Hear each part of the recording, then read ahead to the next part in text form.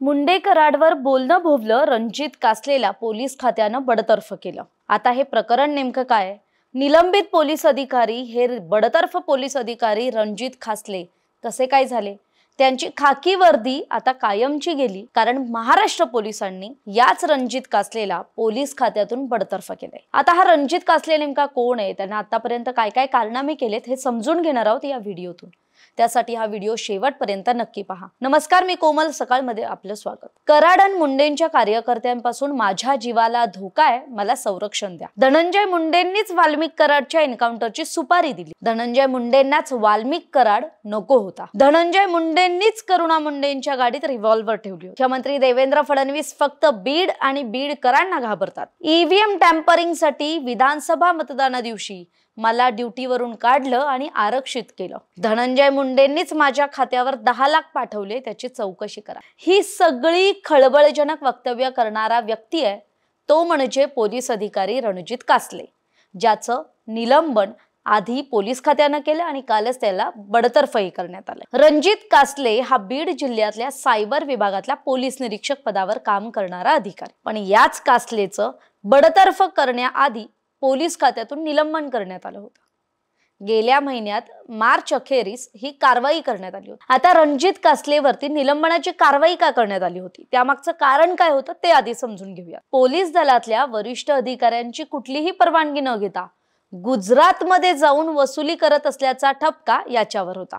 त्या संदर्भातले पैसे घेतलेले स्क्रीनशॉट सुद्धा गुजरात मधल्या एका वृत्त संस्थेने एक्स या सोशल मीडिया प्लॅटफॉर्मवर टाकले होते। पोलिसातील वरिष्ठ अधिकाऱ्यांसह राजकीय नेत्यांवर आरोप प्रत्यारोप करणाऱ्या कासलेच्या भूमिकेवर प्रश्नचिन्ह सुरुवातीपासूनच उपस्थित करण्यात आले, कारण विना परवानगी गुजरातमध्ये जाऊन आर्थिक पैशांची मागणी करणं, सायबर गुन्ह्याची भीती दाखवून पैसे उकळणं असे अनेक आरोप याच्यावर आहेत। त्यामुळे या प्रकरणात दोषी आढळल्यानं बीडचे पोलीस अधीक्षक नवनीत कावत यांनी रणजित कासलेवर तडकाफडकी निलंबनाची कारवाई केली। आणि मग निलंबनाच्या कारवाईनंतर रणजित कासलेनं जी सोशल मीडियावर व्हिडिओ सिरीज सुरू केली ती आपण सगळे पाहतोच आहोत। आता या कासले प्रकरणात वाल्मिक कराड आणि धनंजय मुंडे कनेक्शन काय तेही समजून घेतलं पाहिजे। तर निलंबनाची कारवाई झाल्यानंतर कासलेचा पारा चढला आणि मग गड्यानं थेट सोशल मीडियावर व्हिडिओची सिरीज सुरू केली। सिरीजच्या पहिल्याच व्हिडिओमध्ये अत्यंत खळबळजनक आरोप केले। त्यातला पहिला आरोप म्हणजे वरिष्ठ पोलीस अधिकाऱ्यांवर त्याने आरोप केलेच, पण याच वेळी बीडचे माजी पालकमंत्री, राज्याचे माजी मंत्री राहिलेले आणि परळीचे आमदार धनंजय मुंडेंनाही त्याने धारेवर धरलं। त्यानंतर आपल्याच खात्यातल्या वरिष्ठ पोलीस अधिकाऱ्याच्या पत्नीच्या सांगण्यावरून निलंबनाची कारवाई झाल्याचं म्हटलं। मग कासलेनं दररोज व्हिडिओ टाकत खळबळजनक दावे करायला सुरुवात केली। त्यातले काही दावे म्हणजे आधी सांगितल्याप्रमाणे धनंजय मुंडेंनीच वाल्मिक कराडच्या एन्काउंटरची सुपारी दिली होती। धनंजय मुंडेंनाच वाल्मिक कराड नको होता। त्यामुळे याविषयीचे सर्व व्हिडिओ जर आपल्याला पाहायचे असतील तर ते सकाळच्या YouTube चॅनलवर पाहता येतील। पण आता म्हटल्याप्रमाणे 2 दिवसांपूर्वी वाल्मिक कराड एन्काउंटर प्रकरणात रणजित कासलेनं धनंजय मुंडेंचं नाव घेतलं आणि त्यानंतर संपूर्ण बीड जिल्हा हादरला। तिकडे खुद्द रणजित कासले सुद्धा बिथरला, कारण धमक्यांचे फोन येत असल्याचं सांगत त्यानं थेट पोलीस संरक्षण देण्याची मागणी केली।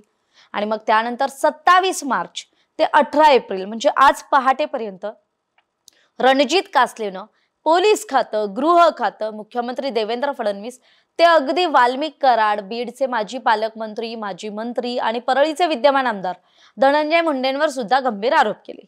आणि मग आज पहाटे स्वारगेट मधल्या एका हॉटेलातून म्हणजेच 18 एप्रिलच्या पहाटे बीड पोलिसांनी रणजित कासलेला ताब्यात घेतलं।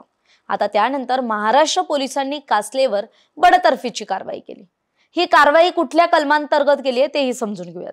तर 17 एप्रिल 2025 रोजी म्हणजे कालच्या तारखेनं सक्षम अधिकारी छत्रपती संभाजीनगर परिक्षेत्राचे माननीय पोलीस महानिरीक्षक यांनी भारतीय संविधानाच्या कलम 311(2)(ब) अंतर्गत श्री कासले यांना बडतर्फ केलं।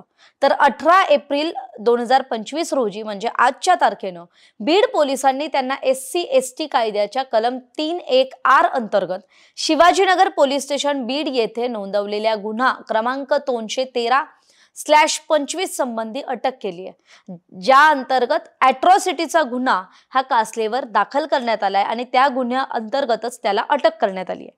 तरी याविषयी बीडचे पालकमंत्री अजित पवार यांना विचारलं असता कासलेनं केलेल्या आरोपांची सखोल चौकशी करून दोषी आढळल्यास योग्य कारवाईचा इशारा दिलाय। त्यामुळे आता सोशल मीडियावर व्हिडिओ टाकून खळबळ माजवणाऱ्या रणजित कासलेची खरं तर खाकी वर्दी कायमची गेली आहे। तरी याविषयी आपली मतं कमेंट करून जरूर कळवा आणि या प्रकरणातले अपडेट्स आम्ही आपल्यापर्यंत पोहोचत राहू। तोपर्यंत पाहत रहा सकाळ। महाराष्ट्रातील सर्व बातम्यांचे विश्वासार्ह व्यासपीठ सकाळच्या सर्व सोशल मीडिया प्लॅटफॉर्मला लाईक, फॉलो आणि सबस्क्राईब करा।